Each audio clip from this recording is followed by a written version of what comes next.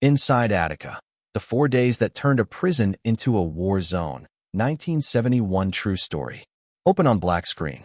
Silence. Then, the distant sound of metal clanging against metal, growing louder. September 9th, 1971. A Thursday morning in upstate New York. Most Americans were drinking their coffee, dropping their kids at school, going about their lives. But inside the walls of the Attica Correctional Facility, something was beginning that would shock the entire country. Something that, more than 50 years later, still hasn't been fully reckoned with. Fade in, aerial photography of a large, gray stone prison surrounded by flat farmland. A watchtower. Barbed wire. Silence. By Friday, 1,281 prisoners would be in control of a maximum security prison. By Saturday, the governor of New York would be on the phone with the president. And by Monday, 43 people would be dead. Hard cut to black. This is the story of 4 days that changed America's understanding of justice, power, and what happens when a system pushes people too far. This is Attica. Before we begin, tap like, leave a comment, and subscribe to the channel. Your support helps us uncover the darkest corners of the prison system. Now let's step inside. The place they called hell. Slow fade in. A long gray corridor. The sound of footsteps echoing.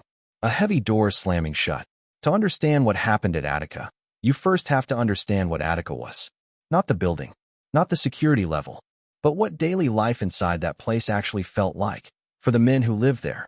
Cut to still photographs of Attica's exterior walls, guard towers, dated interior shots. Attica Correctional Facility sits in a small town called Attica in Wyoming County, New York. It was built in the 1930s, and by the 1970s, it was considered one of the most secure prisons in the entire United States. It held roughly 2,200 men at the time, and of those men, more than 60% were Black or Latino. Meanwhile, the correctional officers, every single one of them, were white. That gap, that divide, it mattered, and it created a tension inside those walls that had been building for years. Ambient sound, a prison yard, distant voices, wind. The conditions inside Attica in 1971 were, by any modern standard, brutal. Men were allowed 1 shower per week. They received 1 roll of toilet paper per month. They were permitted to send and receive a maximum of 2 letters per week, and those letters were read and often censored by prison staff before they ever reached their destination. The food was poor. Medical care was minimal. If you got sick, you waited. If you needed a dentist, you waited. If you needed to speak to someone about a grievance, a complaint, a concern, something that was wrong, you waited. And most of the time, nothing changed. Cut to a quiet shot of prison cell bars. Light filtering through a small window. The men inside Attica were not permitted to speak to one another while marching between locations inside the facility. This was called the silent system. An old rule, one that dated back to a different era of prison management, but one that was still being enforced in 1971. They worked prison jobs for an average pay of less than 30 cents a day. 30 cents. And any infraction, any small act of defiance, could result in solitary confinement. A place prisoners called the box. A place where men sat alone, with little light and no human contact, sometimes for weeks. Low, steady music begins beneath the narration. Now, this wasn't unique to Attica. Prisons across America in the early 1970s operated under similar conditions. But what was happening in the wider country was beginning to seep through those walls in a way the administration hadn't fully anticipated. Because outside Attica, America was changing. The civil rights movement had reshaped how millions of people thought about race and equality. The Vietnam War was fracturing public trust in the government. Protest movements were alive on college campuses, in cities, in courthouses. People were questioning authority in a way they hadn't in a generation. And those ideas, those questions, were reaching the men inside. Cut to images from the era, civil rights marches, news coverage, Black Power movement. Many of the men at Attica were politically aware in a way that prison administrators were not prepared for. Some had read the writings of Malcolm X. Some had studied the work of George Jackson, a Black activist and prisoner in California whose letters, published as a book called Soledad Brother, had become widely read inside prisons across the country. George Jackson had been shot and killed at San Quentin Prison just 3 weeks before the Attica Uprising began. His death sent a wave of grief and fury through incarcerated communities nationwide. At Attica, prisoners observed a day of silence in his memory. They ate their meals without speaking. They mourned together. And in that mourning, something solidified. Music deepened slightly. The men at Attica had been submitting formal grievances to prison administration for months. They had written organized letters. They had requested meetings. They had asked, through proper channels, for basic reforms, better food, more adequate medical care, and end to what they described as routine humiliation and mistreatment by guards. The response, in most cases, was silence or dismissal. One prisoner, a man named Frank Lott, would later describe the feeling inside the facility in the weeks before September 1971 like a pressure building with nowhere to go. And that pressure had one more trigger left to pull. Cut to a single image. A prison hallway. A locked gate. On September 8, 1971, the day before the uprising, a routine incident in the prison yard got out of hand. A misunderstanding between prisoners and guards escalated into a physical confrontation. 2 inmates were taken to solitary confinement as a result. That night, the mood inside Attica was different. Guards noticed it. Some would later say they could feel it, like the air had changed. They were right. Because the next morning, September 9th, everything broke open. The morning, everything broke. Sound, a prison morning routine. Metal trays, footsteps, locks turning. September 9th, 1971 began like any other day at Attica. The men were roused from their cells. They moved through their morning routines. They lined up. They marched. But the 2 men placed in solitary confinement the night before hadn't been forgotten. Word had spread through the cell blocks quickly, the way word always spreads in a place where information is the only thing no one can fully control. And when prisoners from one of the blocks were being moved through a tunnel connecting the facility, a narrow corridor called Times Square, because it was where several of Attica's main passages intersected, they refused to return to their cells. Tense, low music. What happened next unfolded fast. A guard attempted to restore order. A physical confrontation broke out. And within minutes, the confrontation spread. Prisoners overwhelmed the guards in that section of the facility. They took keys. They broke through gates. And they began moving through the prison. By 9 in the morning, inmates had seized control of D-Yard, the largest outdoor area inside Attica, along with a significant portion of the facility's interior. 33 correctional officers and civilian staff had been taken hostage. Long pause in the music. One guard, William Quinn, had been severely injured in the initial confrontation. He was passed back through to authorities and taken to a hospital. He was in critical condition. The rest of the hostages were brought to D-Yard, where they were placed under the protection of a group of prisoners who had organized themselves specifically to keep the hostages safe from harm.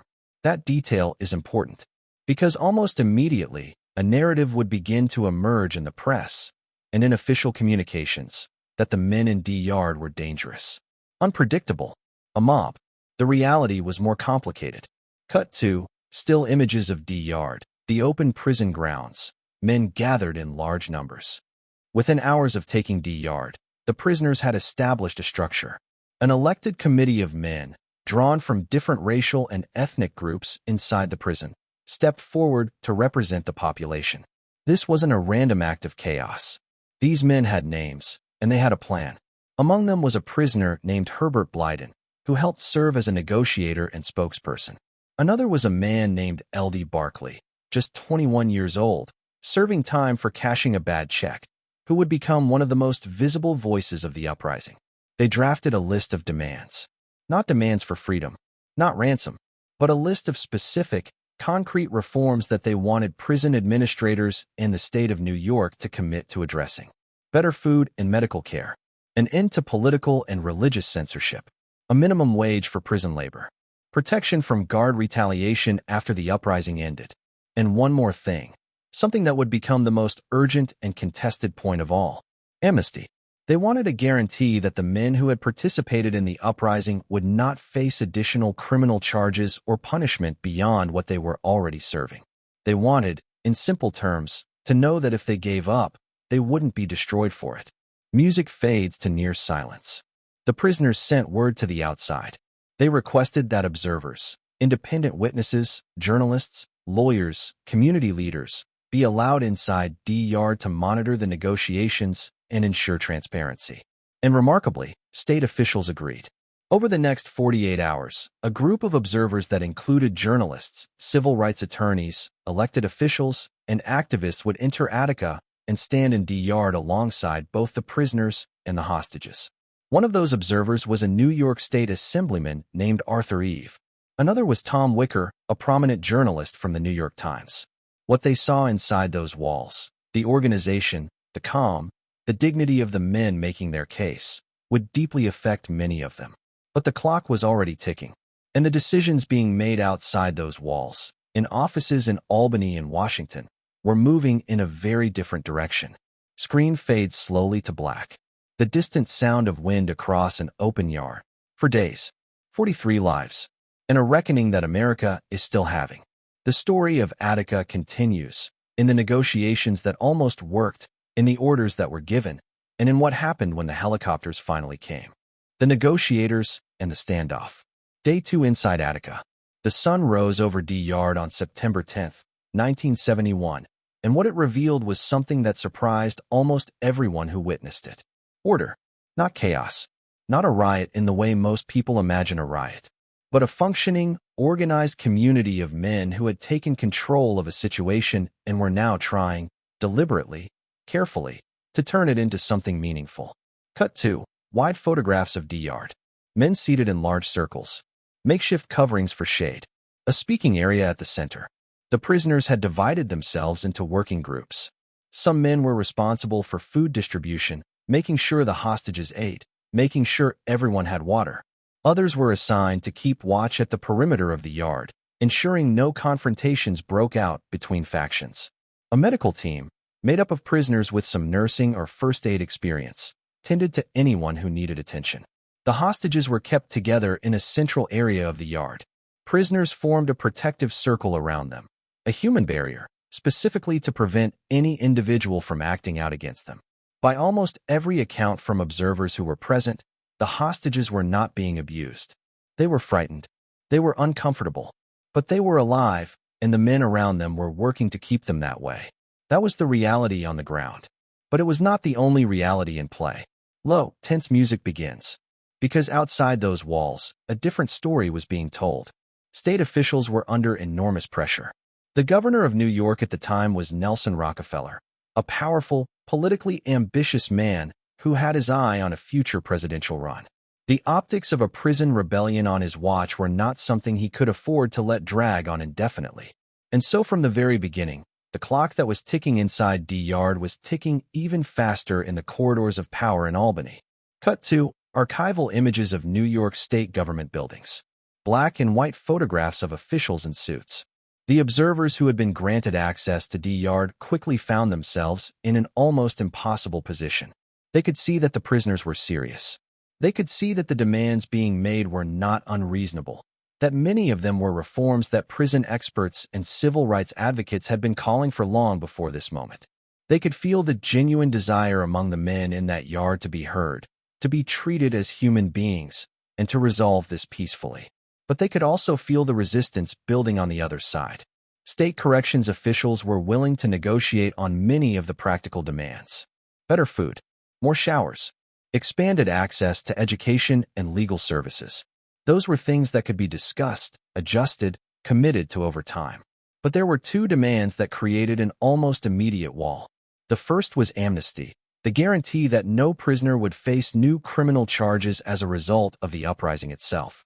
For the state, this was legally and politically complicated. One guard, William Quinn, was still in the hospital fighting for his life. Granting blanket amnesty while a man lay dying from injuries sustained during the takeover was something officials said they simply could not do.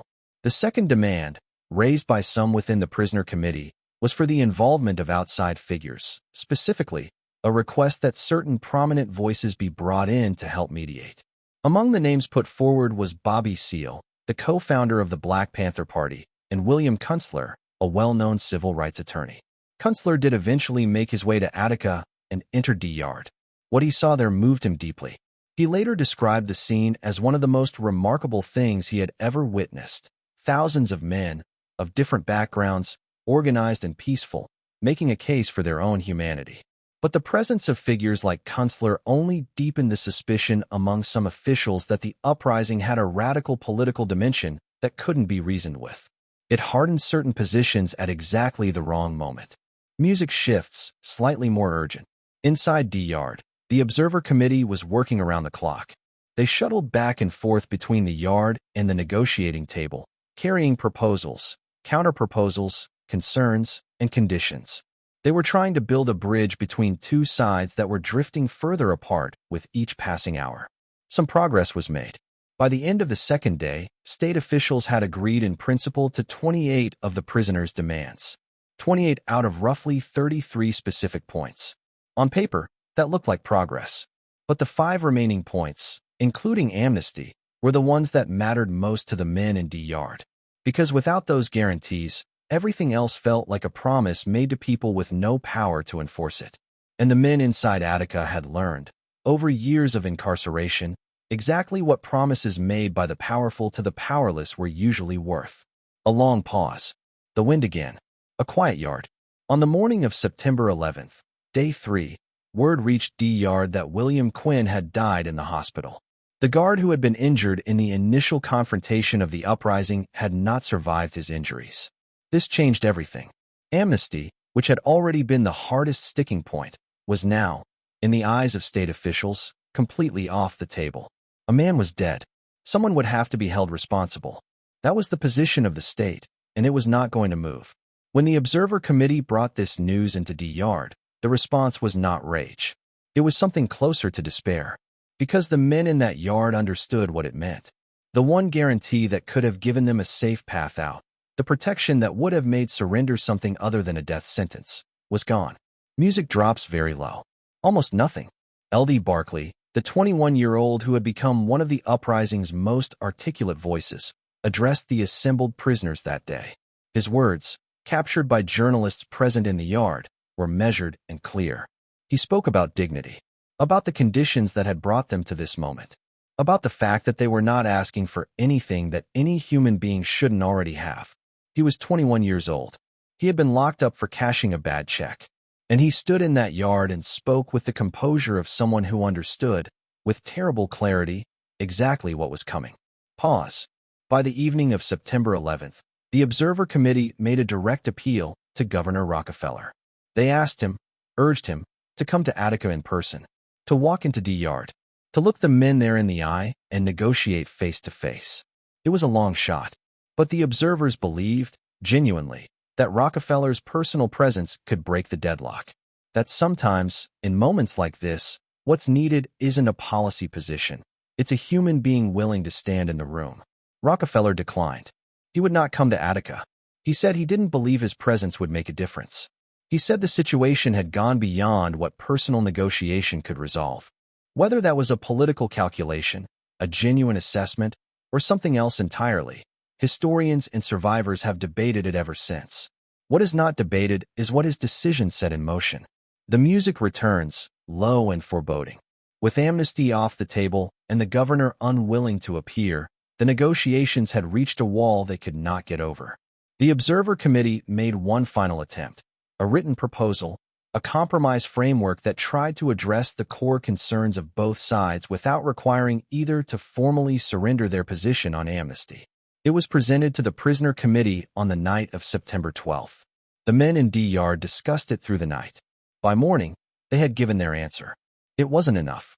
And on the other side of those walls, the state of New York had already begun making preparations of its own. Not for more negotiation. For something else entirely. Slow fade to black. The sound of helicopters, faint, distant, growing. 3 days had passed. One man was dead. 43 hostages remained in the yard. And the most consequential decision of the entire crisis was now less than 24 hours away. The decision that couldn't be undone. Day 4. The last day. Most of the men in D-Yard had been awake through the night. Some were praying. Some were writing letters to their mothers, their children, their wives. Letters they folded carefully and tucked into their clothing, knowing they might not get another chance to send them. Others simply sat, waiting, watching the walls, because something had changed in the air around Attica overnight. Something you didn't need to be told about. Something you could feel. Cut 2. Still images of the prison perimeter. State troopers in formation. Equipment staged outside the walls. While the men inside D Yard spent their third night trying to find a path forward, the state of New York had spent that same night preparing for something very different. Outside the walls of Attica, hundreds of New York State troopers had been assembling since the early days of the uprising. They had been staged, equipped, and briefed. They had rifles. They had shotguns loaded with buckshot. Some carried their personal weapons.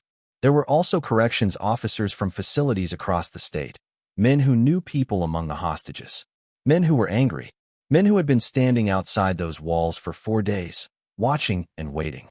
What there was not, and this would become one of the most damning facts to emerge in the years that followed, was adequate preparation for a non-lethal resolution.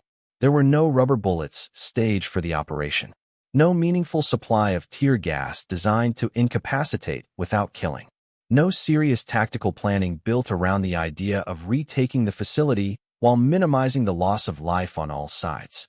The plan, when it came, was not a rescue operation in the careful, measured sense of the word. It was a forced retaking, and it was going to be violent. Music enters. Restrained. Heavy. At approximately 8:45 in the morning, Governor Rockefeller gave the order. Go in. The Observer Committee, the journalists, the lawyers, the elected officials who had spent 4 days inside that yard trying to hold this together, learned what was happening at almost the same moment it began. Some of them pleaded for more time, for one more attempt at negotiation, for any alternative. They were told the decision had been made. Cut to a slow pan across the prison walls. Watchtowers. The sky above. At 9:46 a.m., a helicopter appeared over D Yard. It dropped tear gas into the yard below.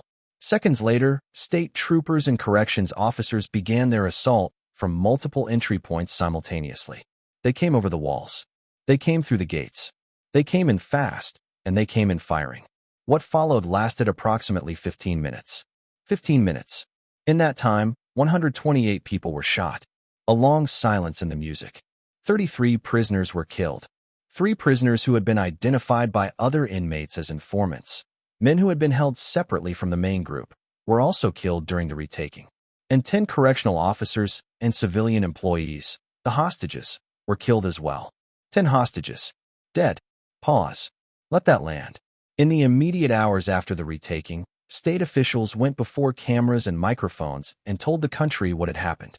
They said the hostages had been killed by the prisoners, that inmates had slashed the throats of the men in their custody, that the assault had been necessary to prevent further atrocities. It was a version of events carried on front pages and evening news broadcasts across the country. And it was not true. Music shifts, something unresolved, something unfinished. Medical examiners, independent doctors brought in to assess the dead, determined within days that every single hostage killed during the retaking of Attica had died from gunshot wounds. Not from knives, not from the hands of prisoners, from bullets. And the only people who had guns that morning were the state troopers and corrections officers who had come over those walls. The hostages had been killed in the crossfire of the state's own assault. When this finding became public, it sent a shockwave through the country. Because the story that had been told, the story used to justify the decision to go in the way they went in, had been built on something that wasn't true. And the men who told that story knew, or should have known, that the evidence would eventually contradict it. Cut to quiet. The yard again. Empty now. Debris. Silence. In the hours after the assault, the surviving prisoners were forced to strip and walk through lines of corrections officers and state troopers with their hands on their heads. Witnesses and survivors described beatings, humiliations, and abuses that took place in those hours, acts of retaliation that occurred after the situation had already been brought under control. Injuries were documented. Some men were denied medical attention. Others were forced into cells without clothing. These were not the acts of a system that had just conducted a lawful, controlled operation. These were the acts of a system that was angry and frightened and had just done something it could not fully justify. Music very low now. Almost a single note held steady. L.D. Barkley, the 21-year-old who had stood in D Yard and spoken with such clarity about dignity and the right to be treated as a human being, was found dead in the yard after the assault. He had been shot. He was 21 years old. He had been locked up for cashing a bad check. A long pause. The final count was 43 dead, 10 hostages, 33 prisoners. It remains the deadliest prison uprising in American history, not because of what the prisoners did, but because of how the state chose to end it. And in the days, weeks, months, and years that followed, the full weight of what happened at Attica, and who was truly responsible for those 43 deaths, would become the subject of investigations, lawsuits, cover-ups, and a reckoning that the state of New York tried, for decades, to avoid. Fades slowly toward black. The assault on D Yard lasted 15 minutes. The fight for the truth about what happened there lasted more than 50 years. And in many ways, it isn't over yet. The cover-up and the truth that wouldn't stay buried. In the days after September 13, 1971, America was trying to make sense of what had happened at Attica. The images coming out were stark. A prison reduced to a war zone. Body bags. Survivors with their hands raised, walking through the rubble of D Yard. A facility that looked, in the words of one journalist present, like something from a battlefield overseas, not a correctional facility in upstate New York. The public wanted answers, and the state of New York was already working on the version of events it intended to give them. Cut 2. Still images of press conferences. Officials at podiums. Microphones. Flashbulbs. The official narrative, pushed hard in the immediate aftermath, was straightforward. The prisoners had been dangerous and out of control. The negotiations had failed because the inmates refused to be reasonable. The state had acted to save the lives of the hostages. And tragically, in the chaos, lives had been lost on both sides. It was a story designed to feel inevitable. Unfortunate, yes, but necessary. What it left out, what it buried under the weight of official authority and the speed of the news cycle, was everything the medical examiners had found on their tables. Low music, deliberate and slow. Dr. John Edland was the Monroe County medical examiner assigned to examine the bodies of those killed at Attica. He was not a political man. He was not an activist. He was a doctor whose job was to determine cause of death. And what he determined, methodically, clinically, without any apparent agenda, was that every hostage who died on September 13th had been killed by gunfire. Not by knives. Not by the prisoners who had been guarding them in D Yard. By bullets fired during the state's assault. When Edland went public with his findings, he did so knowing what it would mean. He later described receiving pressure, subtle at first, then less subtle, to soften his conclusions, to leave room for ambiguity, to not make a difficult situation worse. He refused. His findings were released. And for a moment, the official narrative cracked open. Music shifts, something slightly more urgent beneath the steady pace. The reaction from state officials was immediate. Rather than acknowledge what the medical evidence showed, the response was largely to question, deflect, and minimize. Some officials suggested the medical findings were being misinterpreted.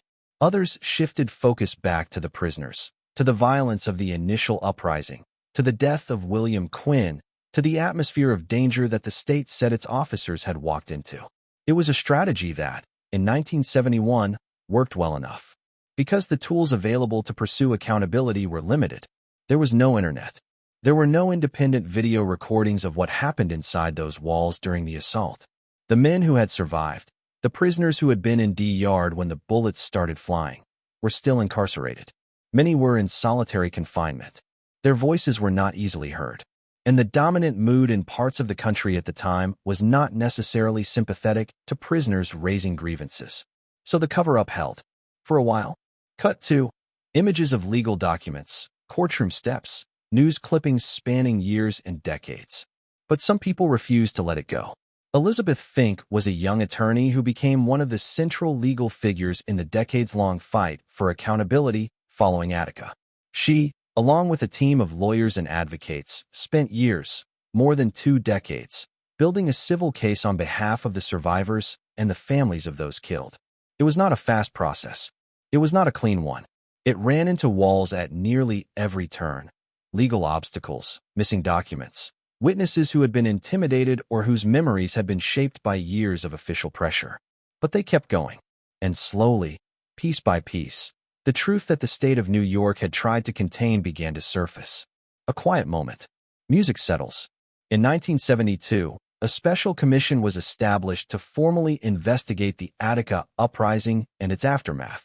It was known as the McKay Commission, named after its chairman, Robert McKay, Dean of New York University School of Law. The commission interviewed hundreds of witnesses. It reviewed thousands of documents.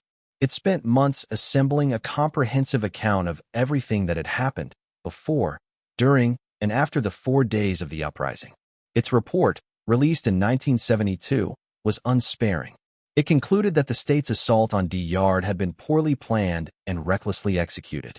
It found that the decision to go in the way they went in, with live ammunition, without adequate non-lethal alternatives, without sufficient medical preparation for the casualties that a reasonable person should have anticipated, had directly contributed to the death toll. It raised serious questions about the conduct of troopers and corrections officers both during and after the assault, and it placed significant responsibility for the outcome on the decisions made by those in command, including, implicitly, the decision made by Governor Nelson Rockefeller when he gave the order and declined to come to the table himself. Music deepened slightly. The McKay Commission report was thorough. It was credible. It was damning. And it changed almost nothing. No state official was ever criminally charged in connection with the deaths of the 33 prisoners and 10 hostages killed on September 13th. No trooper. No corrections officer. No administrator. No one who gave an order that morning faced criminal accountability for what happened as a result of it. What had happened, almost immediately after the uprising was suppressed, was that the state began building criminal cases against the surviving prisoners. 62 inmates were indicted on charges related to the uprising. The charges included murder, kidnapping, and assault. These were men who, in many cases, had already lost friends in D-Yard, who had survived the assault, who were now facing additional years, potentially decades, added to their sentences. The contrast was difficult to ignore. The men who fired the weapons that killed 43 people faced no charges. The men who had been on the receiving end of those weapons were prosecuted. A long pause. Wind. Distant institutional sounds. It took until 1976, 5 years after Attica, for the special prosecutor overseeing the cases against prisoners to begin dropping charges. The cases had become increasingly difficult to sustain, and the political and legal climate around them had shifted enough that continuing the prosecutions was no longer viable. By the end of that process, most of the indictments against prisoners had been dismissed. But the damage, the years of legal threat hanging over men who had already lost so much, had already been done. Cut to a slow pan across legal files. Names, case numbers, decades of paper. The civil lawsuit, the one Elizabeth Fink and her colleagues had been building, eventually made it to trial in the 1990s. After years of litigation, the state of New York agreed in 2000 to a settlement of $8 million to be distributed among survivors and families of those killed. $8 million, spread across hundreds of claimants. After nearly 30 years, for many of the survivors, the money was almost beside the point. What they had wanted, what many of them said they had always wanted, was something the settlement didn't fully provide. Acknowledgement, an admission, from the state of New York, that what happened on September 13, 1971 was wrong. That the men who died in D-Yard deserved better. That the truth, for decades, had been distorted and suppressed. Music very quiet now. A single sustained tone. That acknowledgement came, partially, haltingly, but it came. In 2000, then Governor George Pataki expressed regret over what had happened at Attica. It fell short of a formal apology. It fell short of the full accounting that survivors and families had called for. But it was something. And then, in 2020, nearly half a century after those 4 days in September, the Attica story resurfaced in a way no one had fully anticipated. The New York State Attorney General's office released a trove of documents related to Attica that had been sealed for decades. Thousands of pages. Investigation records. Witness accounts. Internal communications from 1971 that had never been made public. What those documents revealed, in detail, in the words of officials and investigators from the time itself, confirmed what survivors had always said. The cover-up had been real. It had been deliberate, and it had gone to the highest levels of state government. Fades slowly. The music holds. The men who stood in D-Yard in September 1971 and asked to be treated as human beings had been telling the truth. The state that responded to that request with helicopters and rifles, and then spent decades obscuring what it had done. That story, finally, was becoming fully visible.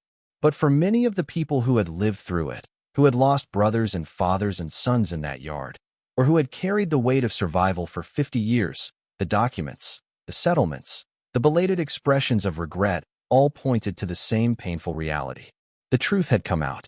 It had just taken far too long. Slow fade to black. Silence. 43 people died at Attica. Their names were real. Their lives were real. And the questions their deaths raised, about power, about accountability, about what justice actually looks like when a system fails the people inside it, are questions that did not end in 1971. They are questions America is still asking. What Attica still means. September 13th, 1971 lasted 15 minutes. The assault. The gunfire. The end of 4 days that had gripped a nation. 15 minutes to end it. 50 years, and counting, to begin to understand it. Cut to slow images. The prison yard. A chain-link fence. A watchtower against a pale sky. The men who walked into D Yard that September were not asking for the impossible. They were asking for showers. For decent food. For the right to practice their religion. For protection from retaliation. For the basic dignities that most people on the outside took for granted every single day. They were asking to be seen as human beings. And the system they were asking it of responded, ultimately, with rifles and tear gas and a story it spent decades trying to maintain. Music shifts. Still reflective, but with more weight beneath it. The names of the men who died in D Yard on September 13th were real. L.D. Barkley, 21 years old. Locked up for a bad check. Shot dead in a prison yard before he was old enough to have truly begun his life. Carlos Roca, Elmer Brathwaite, Herbert Williams, Kenny Malloy, and dozens more. Men whose full stories were never told, whose families carried grief that no settlement and no press conference ever fully addressed. And the 10 hostages, the correctional officers and civilian employees who went to work that morning and never came home. William Quinn, who died in a hospital before the assault even began. Men who were caught, as so many people at the bottom of broken systems are caught, in the machinery of decisions made far above them. All of them deserve to be remembered. All of them were failed. A long pause. The music holds quietly. Attica did not happen in a vacuum. It happened at the end of a long chain of decisions about how to build prisons, who to put in them, how to treat the people inside, and how much those people's lives were worth when things went wrong. Those decisions did not begin in 1971, and they did not end there either. In the decades since Attica, the United States has become the largest jailer in the world. The prison population has grown to more than 2 million people. The racial disparities that defined life inside Attica in 1971, the gap between who is locked up and who holds the keys, have not narrowed in any meaningful way. They have, in many respects, widened. The specific reforms the men of Attica asked for, many of them modest, many of them common sense, took years to be implemented in any serious way, and some remain contested to this day. Which means Attica is not just history. It is a mirror. Cut to a slow zoom on the prison gates. Old iron. A world behind them. What the men of D Yard understood. What they tried to make the country understand through their organized, peaceful, dignified stand, was that a society is measured not by how it treats the people at the top, but by how it treats the people at the bottom. The people behind walls. The people whose names don't make the news unless something goes terribly wrong. They were right about that. And the fact that it took a rebellion, that it took 4 days of one of the most dramatic standoffs in American history, for anyone in power to sit down and listen, even briefly, even incompletely, says something about the distance between the ideals this country holds and the reality it has often been willing to accept. Music begins to slowly swell, not triumphant, but something like resolve. There is a phrase that came out of Attica, words spoken by L.D. Barkley in D Yard, captured by journalists who were present, words that have been quoted in courtrooms and classrooms and documentaries ever since. He said that the men of Attica were not beasts, that they were not savages, that they were men, and that they had discovered, through struggle, through pain, through years inside those walls, the true meaning of the word. He was 21 years old when he said it. He did not live to see the sun go down that day, but his words did. The music holds, swells gently, then begins to fade. Attica is a name that carries weight in American history for a reason. Not because of the violence. Not because of the drama of those 4 days. but because of what the people inside those walls were willing to risk and ultimately lose in order to be heard. They wanted the world to know that the conditions inside Attica were not acceptable, that the way the criminal justice system treated human beings was not acceptable, that silence and compliance in the face of injustice was a cost they were no longer willing to pay. The world heard them.